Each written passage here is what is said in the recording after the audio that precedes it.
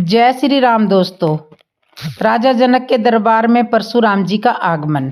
भगवान श्री राम जी के द्वारा जनकपुर में धनुष भंग किया गया, धनुष तोड़ा गया। राजा जनक की शर्त के अनुसार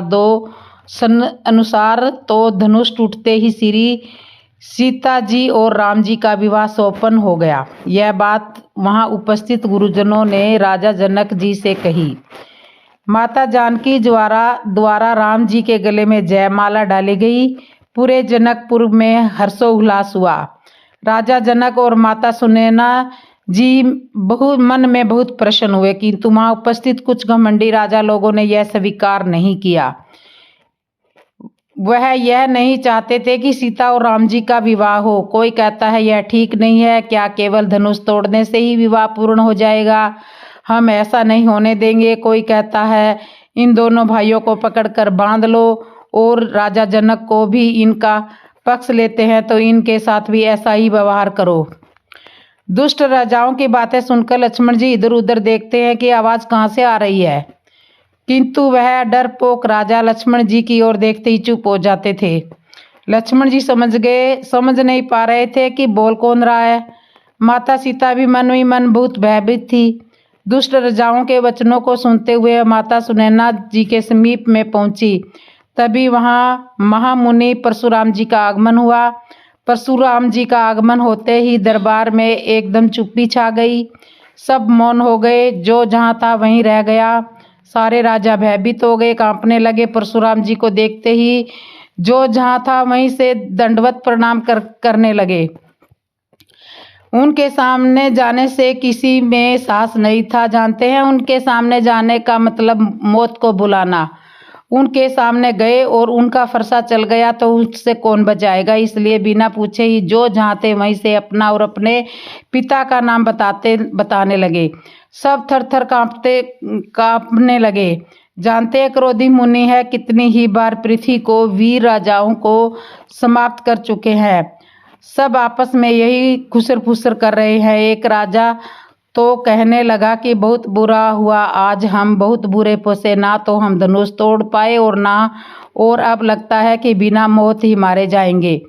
परशुराम जी से कौन बचाएगा? दूसरा कहने लगा, हमने तो पहले ही कहा था कि घर चलो, तुम ही यहाँ बैठे रहो, देखते हैं, वही बैठकर तमाशा देखते हैं। अब देख लो तमाशा। आपस में एक दूसरे को दोषारोपण कर रहे हैं। कोई कहता है बेचारे जनक जी ने तो पहले ही कहा था कि अपने अपने घर जाओ और चले जाओ, किंतु हमारी ही बुद्धि मारी गई थी कि हम यहाँ पर बैठे रहे। भगवान जाने इस महामुनि से कैसे बच पाएंगे। इस तरह का एक दूसरे को दोषारोपण कर रहे हैं। एक घमंडी राजा तो कहने लगा, मुझे मालूम था ऐसा ही होने वाला है, इसलिए मैंने जानबूझकर धनुष नहीं तोड़ा। मैं जानता था कि धनुष टूटने के पश्चात इसी तरह की परेशानी आएगी, नहीं तो क्या मैं धनुष नहीं उठा सकता था। जब इस बालक ने धनुष तोड़ दिया तो मेरे लिए तो बहुत आसान था, किंतु मैं जानता था, देखो अब देखो मजा आएगा। जिसने धनुष तोड़ा है अब उसकी खैर नहीं। सब राजा लोग आपस में इस तरह डरते हुए बातें कर रहे हैं। परशुराम जी वहां पर आ गए हैं जहां पर धनुष टूटा हुआ है। विश्वामित्र जी बहुत ज्ञानी महात्मा है। परशुराम जी को देखकर सब लोग उन्हें दंडवत प्रणाम करने लगे, किंतु विश्वामित्र जी ने राम लक्ष्मण दोनों भाइयों को प्रणाम करने के लिए नहीं भेजा। वह जानते थे कि गड़बड़ हो सकती है। जैसे ही प्रणाम करने जाएंगे और किसी ने कह दिया कि यही है धनुष तोड़ने वाला, तो यदि परशुराम जी का फरसा उठ गया तो कौन संभालेगा। इसलिए दोनों भाइयों को नहीं जाने दिया। पहले समय गए और अपनी बाहें फैलाकर परशुराम जी से मिले। चतुराई यह दिखाई कि अपनी बाहों से परशुराम जी का फरसे वाला हाथ दबा लिया और राम जी और लक्ष्मण जी दोनों भाइयों को कहा कि राम लक्ष्मण चलो आओ, चरण छुओ। चरण स्पर्श करा दिए। परशुराम जी ने दोनों भाइयों को देखा और देखते ही रह गए। बड़ा अद्भुत दृश्य था। परशुराम जी ने विश्वामित्र जी से पूछा, ये कौन है? विश्वामित्र जी ने उत्तर दिया देर नहीं की, यह राजा दशरथ जी के राजकुमार है, राज राम और लक्ष्मण है। बहुत संक्षिप्त परिचय दिया और दोनों भाइयों से कहा कि अपने स्थान पर जाकर बैठ जाओ। राम जी लक्ष्मण जी दोनों भाई अपने स्थान पर बैठ गए। जनक जी ने श्री सीता जी से परशुराम जी का आशीर्वाद दिलवा दिया। परशुराम जी से आशीर्वाद दिलवा दिया। यह विचार कर रहे थे कि अब सीता जी को भी परशुराम जी का आशीर्वाद मिल गया है, अब कोई गड़बड़ नहीं होगी। गड़बड़ चाहे हो भी, आशीर्वाद मिल गया, अब गड़बड़ चाहे हो भी सकती है, कम से कम अनहोनी होने का खतरा तो नहीं है, अब अनहोनी नहीं होगी। यह मन में सोचकर संतुष्ट हो गए। अब परशुराम जी ने जनक जी से पूछा, यहाँ इतनी भीड़ किस लिए है? जनक जी ने कहा, महाराज बेटी का विवाह धनुष यज्ञ था। इतना सुनते ही परशुराम जी बोले, क्या धनुष टूट गया? और पलट कर देखा धनुष टूटा हुआ पास में पड़ा हुआ था। अब तो परेशान होकर परशुराम जी बहुत क्रोधित हुए और कहने लगे, धनुष तोड़ने वाला साहस किसने किया है? जिसने भी धनुष तोड़ा है वह समाज में अलग खड़ा हो जाए। वह सहस्त्र बाहु के समान मेरा शत्रु है, आज मैं उसे छोड़ूंगा नहीं।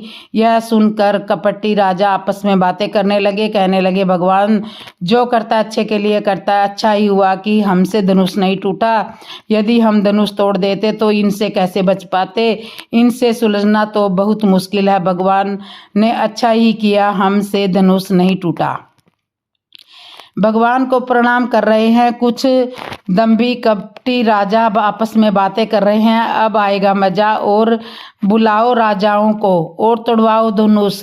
अब देखो क्या तमाशा होने वाला है। भगवान श्री राम जी ने देखा कि परशुराम जी के प्रश्नों का कोई उत्तर नहीं दे रहा है। जनक जी भी चुपचाप खड़े हैं। राम जी सहज रूप से उठ खड़े हुए और कहने लगे, महाराज इस धनुष को तोड़ने वाला कोई आपका दास ही रहा होगा, सेवक ही रहा होगा। परशुराम जी ने कहा कि सेवक का धर्म तो सेवा करना है, इस तरह विद्रोह करना नहीं। आज राजा जनक के यहाँ जहाँ तक का राज्य है मैं वहाँ तक की पृथ्वी को पलट दूंगा।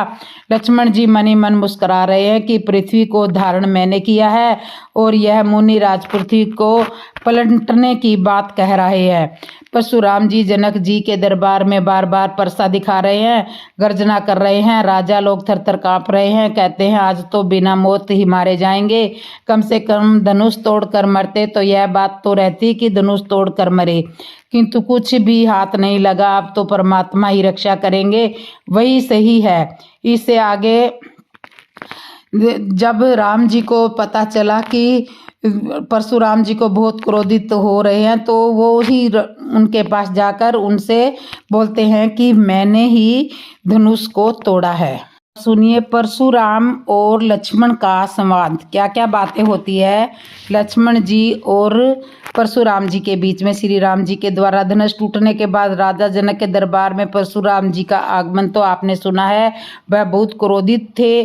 परशुराम जी जनक जी के दरबार में बार बार फरसा दिखा रहे हैं, गर्जना कर रहे हैं। राजा लोग तर कांप रहे हैं, कहते हैं आज तो बिना मौत ही मारे जाएंगे। सारे राजा आपस में बातें कर रहे हैं, कम से कम धनुष तोड़कर मरते तो यह बात तो रहती कि धनुष तोड़कर मरे हैं, किंतु अब कुछ हाथ भी नहीं लगा। अब तो परमात्मा ही हमारी रक्षा करेंगे, वही सही है। लक्ष्मण जी ने राम जी से कहा, भैया आपकी अनुमति हो तो मैं इन मुनिराज से बात करूं। राम जी ने कहा, क्यों, तुम इनसे बात क्यों करना चाहते हो? लक्ष्मण जी ने कहा, कारण है, वह आपकी बात को समझ नहीं पाएंगे और इनकी भाषा आप बोल नहीं पाओगे। इनकी भाषा का जानकार मैं ही हूँ, इनके प्रश्नों का उत्तर मैं दे सकता हूँ। आपकी अनुमति हो तो मुझे कुछ बोलने की अनुमति दीजिए। परशुराम जी को क्रोधित होते देखकर लक्ष्मण जी मन ही मन विचार करने लगे, गुरुजी अच्छे देश में ले आए। अभी कुछ देर पहले तो एक महाशय कह रहे थे कि कोई इस धनुष को तोड़ ही नहीं पा रहा है। अब जब प्रभु के द्वारा धनुष तोड़ दिया गया तो यह महाशय नाराज हो रहे हैं, इसे क्यों तोड़ दिया, किसने तोड़ दिया? इस देश में धनुष के सिवा और कोई बात ही नहीं है। राम जी से आज्ञा लेकर लक्ष्मण जी खड़े हो गए और परशुराम जी से बोले, बाबा आप क्यों नाराज हो रहे हो? परशुराम जी ने कहा, देखते नहीं हो यह धनुष किसी ने तोड़ दिया है। लक्ष्मण जी ने कहा, क्या यह धनुष तुम्हारा है, आपका है? परशुराम जी बोले, नहीं, यह हमारे गुरु का, भगवान शंकर का धनुष है। लक्ष्मण जी ने कहा कि क्या आपको भगवान शंकर ने इसे दिया था? परशुराम जी ने कहा, नहीं, मुझे नहीं दिया था, राजा जनक को दिया था। लक्ष्मण जी ने कहा कि जब यह धनुष आपका नहीं है, भगवान शंकर ने आपको नहीं दिया, जनक जी को दिया है, तो जनक जी ने ही इसे तोड़वाया है, तो आप क्यों क्रोधित हो रहे हो? परशुराम जी को लगा कि बच्चा बात तो सही कह रहा है। लक्ष्मण जी ने कहा कि हमने बचपन से लेकर आज तक कितने ही धनुष तोड़े हैं, पहले तो कभी आप आकर इस तरह से नाराज नहीं हुए थे। परशुराम जी ने कहा, अरे मूर्ख बालक, क्या इस धनुष को तू साधारण धनुष समझता है? लक्ष्मण ने कहा, धनुष सब एक बराबर होते हैं, सब धनुष प्राण लेने का ही काम करते हैं, जीवन दान कोई नहीं देता। और मैं जानता हूँ आपके पास विडंबना दूसरी है, आपको इस धनुष के प्रति ममता है, और महाराज ममता की दुख का कारण है, बिना ममता के दुख नहीं होता। लक्ष्मण जी की इस तरह की बातें सुनकर परशुराम जी और क्रोधित हो गए। बोले, अरे मूर्ख बालक, तू मेरे स्वभाव को नहीं जानता, मेरे फरसे की ओर देख, मैंने इस फरसे से कितनी बार इस पृथ्वी को क्षत्रिय विहीन कर दिया है। लक्ष्मण जी ने कहा, देख रहा हूं, मैं केवल फरसा ही नहीं, आपके पास जितने भी शस्त्र है, त्रिशूल है, धनुष बाण है, मैं सबको देख रहा हूं, किंतु मैं इन सबसे डरता नहीं हूं, क्योंकि ये सब तो मेरे खिलौने हैं। इन्हें देखकर तो मुझे ऐसा लगता है कि आप कोई कुशल हथियार बेचने वाले कारीगर हो और जनकपुर में शस्त्र बेचने वाले आए हैं। मैं इनसे डरता नहीं हूँ, मैं तो आपके शरीर पर जो जनेऊ विराजमान है उसे देख रहा हूँ। आप ब्राह्मण कुल के हो, इसलिए मैं आपका सम्मान कर रहा हूँ। लक्ष्मण जी की बातें सुनकर परशुराम जी लक्ष्मण जी की ओर परसा लेकर दौड़े। इतने में श्री राम जी परशुराम जी के सामने आ खड़े हुए और बोले, मुनिराज, इस बालक को क्षमा कर दीजिए, यह बालक है। परशुराम जी ने कहा, तुम्हारा भाई बहुत उदंड है। राम जी ने कहा, आपको भी थोड़ा अपनी वेशभूषा का ध्यान रखना चाहिए था, आप इस तरह अस्त्र शस्त्र दिखाकर धमकाना चाह रहे हो, इसलिए यह थोड़ा ज्यादा उदंड हो रहा है। यदि आप अपनी मर्यादा में रहते तो यह आवश्यक आपका सम्मान करता। हम क्षत्रिय हैं, हम काल से भी नहीं डरते हैं, और आप इसे फरसा दिखाकर डराना चाह रहे हो। परशुराम जी बोले, तू भी अपने भाई की तरह ही टेढ़ा है। उधर लक्ष्मण जी परशुराम जी की बातें सुनकर मंद मंद मुस्कुरा रहे हैं। परशुराम जी ने राम जी से कहा, देख, तेरा भाई अभी भी कुटिलता पूर्ण मुस्कुरा रहा है, इसे मेरी आंखों से दूर कर दो, नहीं तो आज मेरा फरसा चल जाएगा। लक्ष्मण जी फिर खड़े हुए और बोले, चला दीजिए, फरसा काट दीजिए मेरे सिर को, माता का सिर काट कर दो। आप अपने पिता को ऋण से उत्तीर्ण हो ही चुके हो, हमारा सिर काट कर अपने गुरु के ऋण से उत्तीर्ण हो जाइए। इतना सुनते ही परशुराम जी फरसा लेकर दौड़े। अब इस बालक को कोई नहीं बचा पाएगा। तभी राम जी आगे आए और कहा, महाराज, आपको फरसा चलाना ही है तो सिर काटना ही है तो मेरा ही काट दीजिए, क्योंकि अपराधी तो मैं ही हूं, धनुष मैंने तोड़ा है। जैसे ही परशुराम जी अपने फरसे की ओर हाथ बढ़ाने लगे, किंतु उनका हाथ उठ नहीं रहा। विचार करने लगे, यह हाथ की शक्ति कहाँ चली गई?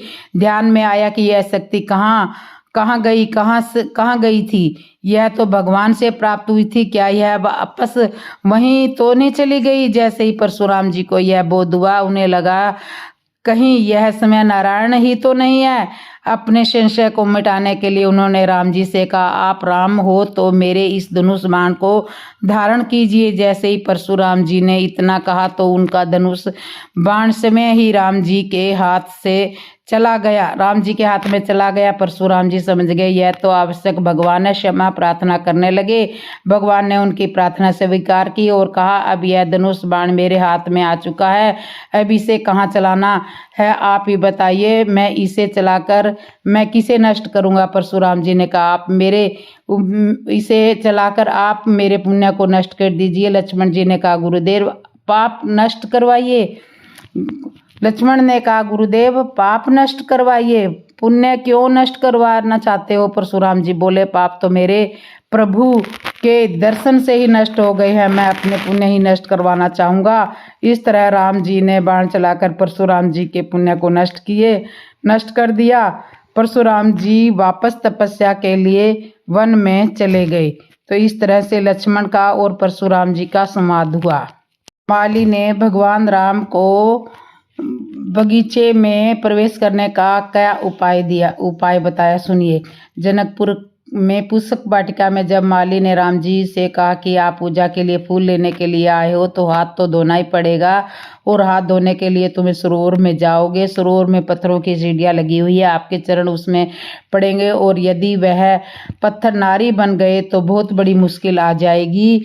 एक कारण और है, तुम्हारे चरण बहुत कोमल हैं, बगिया में पैरों में बहुत हानि होएगी। राम जी ने कहा, यहाँ के राजा क्या बगिया की साफ सफाई नहीं करवाते? इसमें कांटे कंकड़ पड़े हैं। माली ने कहा, कांटे कंकड़ नहीं है, किंतु फूलों की पकड़ियाँ हैं, और तुम्हारे चरण बहुत कोमल हैं, इसलिए यह तुम्हारे चरणों में चुभ सकती है। राम जी ने कहा, यह समस्या हमारी है, हम सुलझ लेंगे। लक्ष्मण ने कहा, भैया यहाँ समस्या ही समस्या है, आप वापस चलो।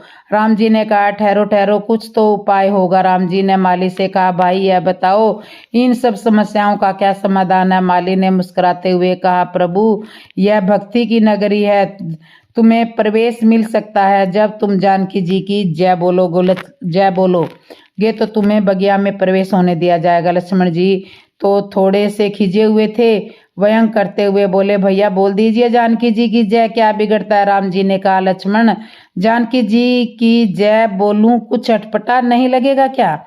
लक्ष्मण जी कहने लगे, आप मन ही मन तो बोलते ही रहते हो, एक बार जोर से बोल दीजिए, पुष्प लेने की समस्या तो सुलझ जाएगी। भक्ति की नगरी में भगवान को भी भगवान होने का अभिमान छोड़ना पड़ता है, तब उसमें प्रवेश मिलता है। इंसान की क्या औकात है, बिना भक्ति की जय बोले आदमी प्रेम में प्रवेश नहीं कर पाता। हमारा हृदय एक प्रेम वाटिका है, इसमें बिना भक्ति के कार्य कैसे सिद्ध होगा? राम जी दल फूल का चयन करते हैं, उसी समय एक सखी वहां आती है जो जानकी जी के साथ गौरी की पूजा में शामिल रही है। अचानक उन्हें भगवान के दर्शन हो जाते हैं। श्री रामचरितमानस का यह प्रसंग यह बताता है कि देखो, भगवान पहले उन्हें मिले जो पूजा में शामिल नहीं है, जिनका पूजा से कोई वास्ता नहीं है। संत जी का कहने का आशय यह है कि पूजा करना व्यर्थ संत जी का कहने का आशय यह नहीं है कि पूजा करना व्यर्थ है, पूजा सबको करनी चाहिए, अच्छी बात है, किंतु यह प्रसंग यह बताता है कि भगवान साधनहीन को पहले मिलते हैं और साधन वपन को बाद में मिलते हैं। यह सबसे बड़ी विचित्र बात है। जो पूजा में शामिल नहीं है उसी ने जाकर गौरी जी की पूजा करने वाली जानकी जी को सखियों को बताया। साधनहीन साधन स्वपन हो भगवान के दर्शन करा देती है। जानकी जी बगिया में जाती है, पत्तों की ओट में राम जी को निहारती है, राम जी सीता जी को निहारते हैं। इस प्रसंग की एक विशेष बात यह है कि पुराने समय में व्यवहारिक जगत में वर और वधू आपस में एक दूसरे को नहीं देख पाते थे। यह परंपरा रही है कि गांव के ब्राह्मण कन्या के लिए वर तलाशने जाते थे और कन्या के लिए वर तलाश कर चयन करते थे। उनके द्वारा ही परिवार वालों से वह रिश्ता मान्य करना होता था। कन्या तो विवाह के बाद तक अपने पति को नहीं देख पाती थी। ससुराल आ जाने के बाद फिर कहीं 2-4 दिन बाद देखती थी, किंतु यह परंपरा थी कि पहले माता पिता ही की अनुमति के विवाह नहीं होते थे। और आजकल वर्तमान में बेटी माता पिता से विवाह के लिए अनुमति लेना आवश्यक नहीं समझती है। इसे क्या कहते हैं? रामचरितमानस का पुष्प वाटिका में सीता माता जी के मिलने का यह प्रसंग यह संदेश देता है कि समाज में दो परतंत्रता थी, जिसमें वर वधू आपस में एक दूसरे को नहीं देख सकते थे। और वर्तमान में यह बात है कि कन्या अपने वर के लिए माता पिता की अनुमति लेना आवश्यक नहीं समझती है। यह प्रसंग यह संदेश देता है कि इस परंपरा वालों को थोड़ा आगे आना चाहिए और इस परंपरा वालों को थोड़ा पीछे हटना चाहिए। वर और वधू आपस में मिले तो सही, किंतु उद्देश्य वासना का नहीं उपासना का होना चाहिए। जी को उनकी माता सुनैना जी ने गौरी पूजन के लिए भेजा था और राम जी को उनके गुरु ने पुष्प लेने के लिए भेजा था। दोनों का आपस में मिलन हुआ, एक दूसरे को देखने का अवसर मिला, किंतु माध्यम उपासना का रहा। यही इस प्रसंग का सार्थक संदेह है। सीता राम जी का पुष्प वाटिका में मिलन हुआ। सीता जी ने राम जी को देखा, राम जी ने सीता जी को देखा।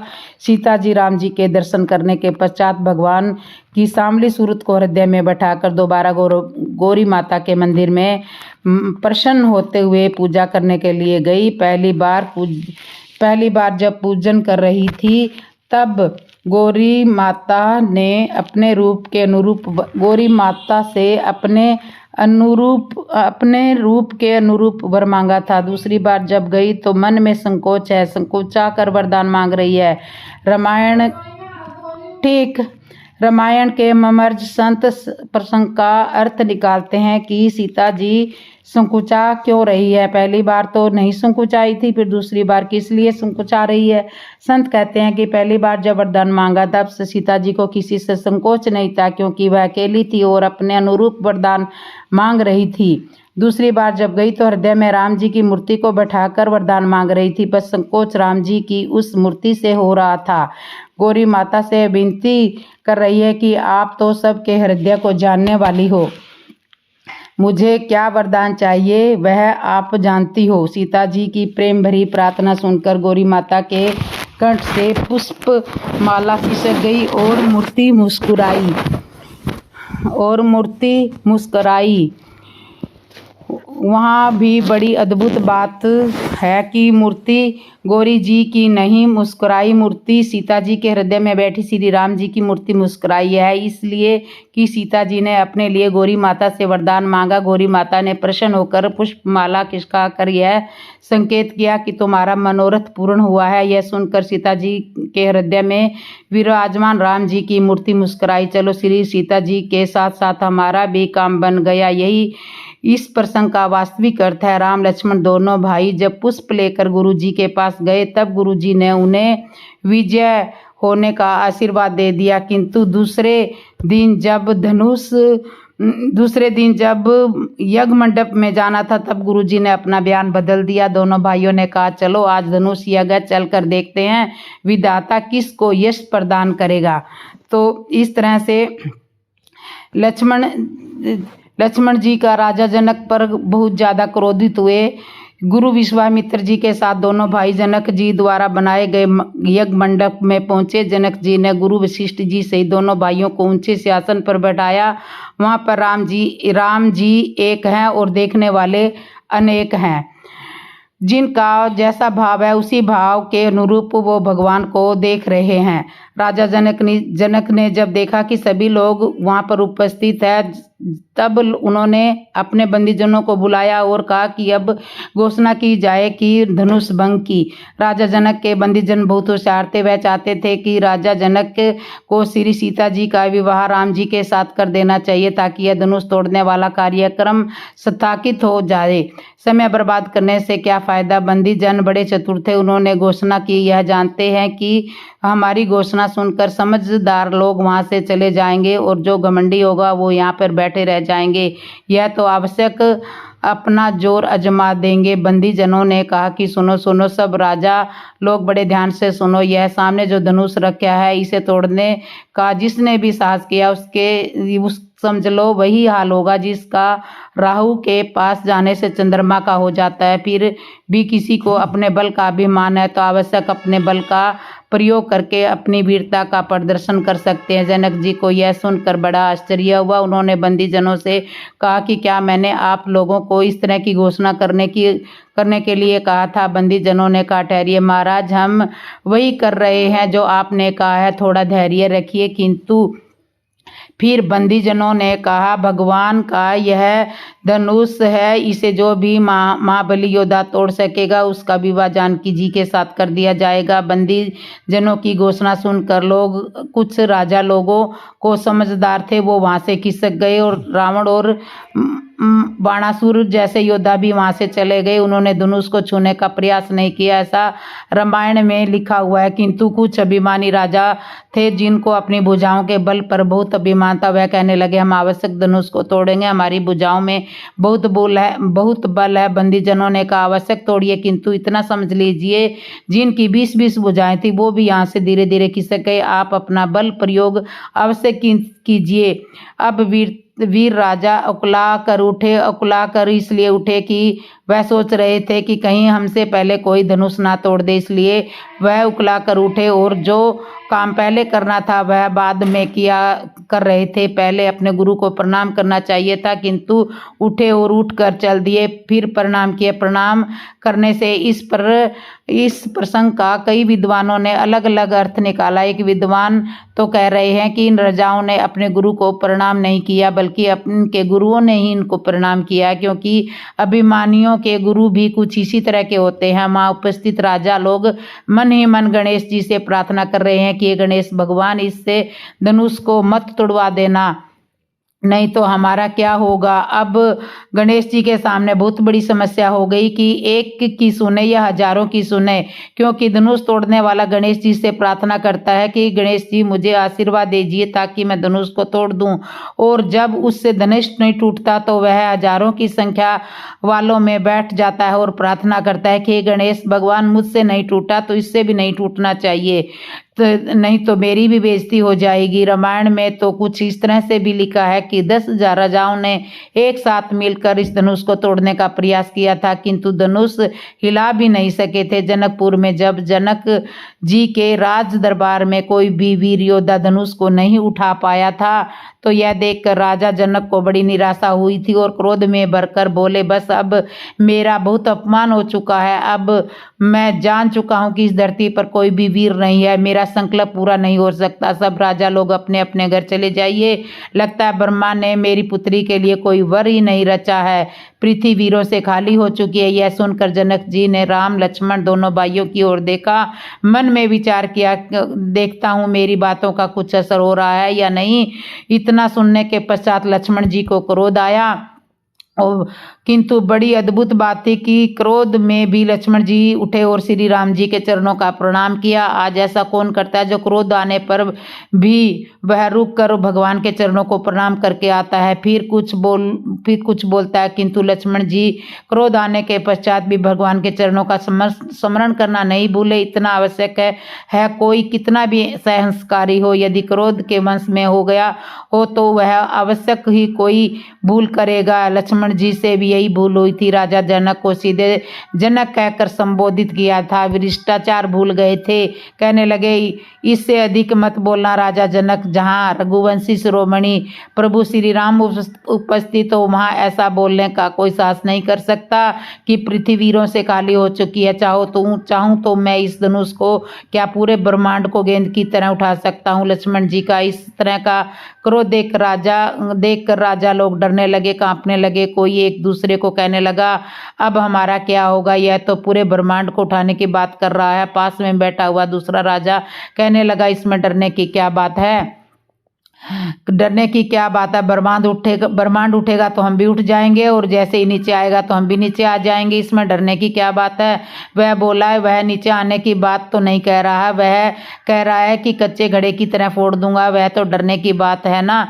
इस तरह राजा दरबार में खुसर फुसर करने लगे। गुरु विश्वामित्र जी ने लक्ष्मण जी की ओर देखा। लक्ष्मण जी ने कहा, गुरुदेव मैं बोलूंगा, श्री राम रघुवंश शिरोमणि है और मैं फणी हूँ। जब कोई मणि की ओर उंगली उठाएगा तो फणी जरूर बोले, चुप नहीं रह सकता, जरूर बोलेगा। धन्य है लक्ष्मण जी की कृपा, लक्ष्मण जी की प्रभु राम जी के प्रति श्रद्धा, और यह होना भी चाहिए। यदि कोई हमारे रघुवंशी शिरोमणि श्री राम जी के प्रति कुछ ऐसा कायर कहे तो हमारा कर्तव्य है उनका मोक्ष लेना ही भी चाहिए, आवश्यक है। गुरुदेव जी ने जैसे लक्ष्मण जी को बैठने का संकेत किया, तब लक्ष्मण जी शीश नवाते हुए चुपचाप राम जी के बगल में बैठ गए, और गुरु विश्वामित्र जी ने सुअवसर जानकर राम जी को संकेत करते हुए कहा कि उठो राम, और धनुष का उठो राम।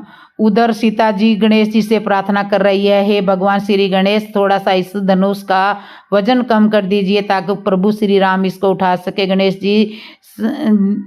जी भी मन ही मन कह रहे हैं कि हमें वजन कम करने का कह रही है, हमारा कौन सा वजन कम है, और यदि इस धनुष का वजन कम कर भी दूंगा तो इस रिक्त स्थान को रखूंगा कहाँ। सीता माता मन ही मन कह रही है, इन राजाओं के ऊपर रख दो, यह बहुत देर से उठक बैठक कर रहे हैं, इन पर थोड़ा वजन हो गया तो ये आराम से चुपचाप बैठ जाएंगे। और आप तो वजन कम करने की कला को जानते हो, तभी तो एक चूहा आपके भार को सहन कर सकता है। विद्वान लोग कहते हैं हमारे सनातन धर्म में बड़ा जिसे उसे माना जाता है जिसका वजन छोटे से छोटा व्यक्ति उठा सके। इसी कारण गणेश जी प्रथम पूज्य है। इस तरह श्री राम जी धनुष के समीप गए। सभी लोग बड़ी बेचैनी से राम जी की ओर देख रहे हैं। तभी राम जी धनुष को तोड़ दिया। राम जी को धनुष टूटते हुए किसी ने नहीं देखा। धनुष टूटने की आवाज सुनते ही चारों तरफ जय जयकार होने लगी। इस तरह से यह धनुष भंग हुआ और सीता स्वयंवर रचा गया। बोलो जय श्री राम। और जिसने मेरे चैनल को सब्सक्राइब नहीं किया, सब्सक्राइब करना, लाइक करना, कमेंट करना और बेल आइकन बटन तो जरूर दबा लेना। बोलो जय श्री राम।